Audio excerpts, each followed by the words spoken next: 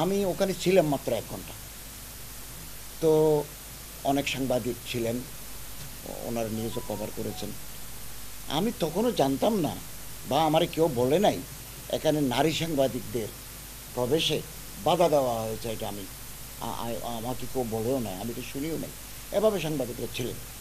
রাত 11:30টার দিকে আমাকে জানানো হলো যে এমি জান্নাত নামে এক মহিলা একটা পোস্ট দিয়েছেন, আমার এক লোক আমার কাছে পাঠিয়েছেন। তখন এগুলো করতে করতে রাত 12টা হয়ে গেল।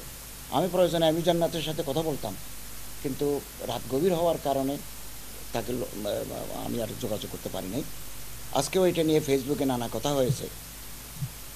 তো এদিকে আমি এই যে কওমি উদ্যোক্তা তিনি ফাউন্ডার রোকন রাইয়ান, উনি এক সময় সাংবাদিকতা করতেন, ওনার সাথে যোগাযোগ করলাম। কি ঘটনা, কি নারী সাংবাদিকদের প্রবেশ করতে দেয় না, পেশাগত দায়িত্ব পালনে বাধা দেওয়া হয়েছে কি? উনি একটা লিখিত ওনার স্বাক্ষর করা আজকে সকালে এটা পাঠিয়েছেন, আমি আপনাদের একটা কপি দেব।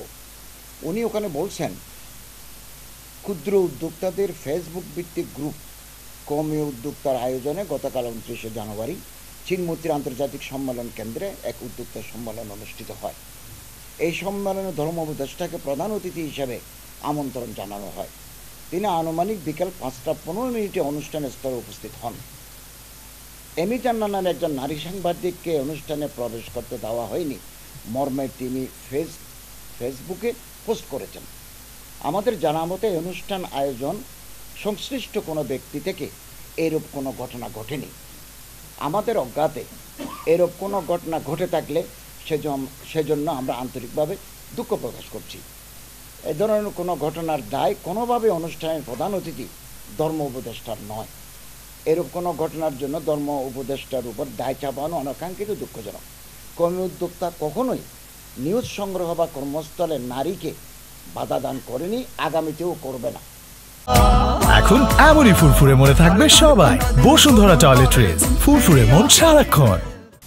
উল্লেখ্য, চ্যানেল আইয়ের এক নারী সাংবাদিককে আমাদের একজন ভলান্টিয়ার নিজে রিসিভ করে অনুষ্ঠানে নিয়ে গেছেন এবং তিনি অনেকক্ষণ থেকে নিউজ ও ফুটেজ সংগ্রহ করেছেন। রোকন রাইয়ান ফাউন্ডার কওমি উদ্যোক্তা। আমার মনে হয় এই কথার পরে আর এখানে আর কোনো বিতর্কের অবকাশ নেই। আমি তো জানিও না, আমার কেউ নলেজও দেয় না। আমি রাত 11:30টার দিকে এটা প্রথমে ওনার ফেসবুক জানতে পারলাম। তো উদ্যোক্তারাও এটা বিবৃতি দিয়ে কথাটা ক্লিয়ার করেছেন। আমার মনে হচ্ছে এটা এখানেই সমাপ্তি ঘোষণা করা দরকার।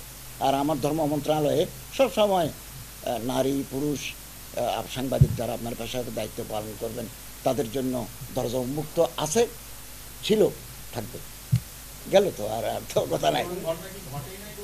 উনি বলছেন যে এটা আমাদের অজ্ঞাতে যদি ঘটে থাকে, এটা তো আমরা জানি না আমাদের। এবং উনি এটাও বলছেন, রোকন রাইয়ান, আমি কবি দেব আপনাকে, চ্যানেল আইয়ের একজন নারী সাংবাদিককে আমাদের একজন ভলান্টিয়ার নিজে রিসিভ করে অনুষ্ঠানে নিয়ে গেছেন এবং তিনি অনেকক্ষণ ধরে নিউজ ও ফুটেজ সংগ্রহ করেছেন।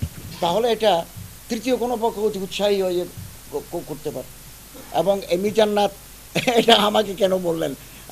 আমি তো এই দায়িত্ব আমার উপর কোনোদিন নয়। আমি তো তাদের অনুষ্ঠান গেস্ট হিসেবে গেছি এবং একটা পজিটিভ একটা মানসিকতা নিয়ে গেছি যে আসুক না, আলেমরা উদ্যোক্তা হিসাবে আসুক, ইনভেস্ট করুক, আমাদের কম্পিটিটিভ বিজনেস হোক। আমি ওখানে দেখলাম যে আবার ওই তারা আচার,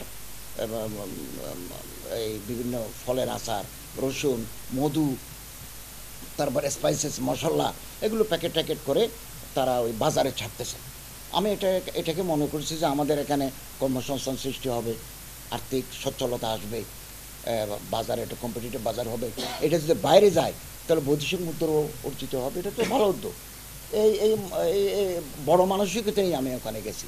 আমি এটা 11:30টার আগ পর্যন্ত জানতাম না যে কোনো নারী সাংবাদিককে ওখানে প্রবেশ করতে দেয়নি। আমার কেউ এটা বলেও নাই, কিন্তু অন্যান্য সাংবাদিকরা ছিলেন। রোকন রাইয়ানের কথায় তো বলা যাচ্ছে যে একজন নারী সাংবাদিক চ্যানেল আইয়ের ওনারা নিয়ে গেছেন। তাহলে অতি উৎসাহী কেউ এটা করলো কি না, এটা রোকন রাইয়ান তো এটা বলতেছেন যে আমাদের অজ্ঞাতে এটা হয়েছে।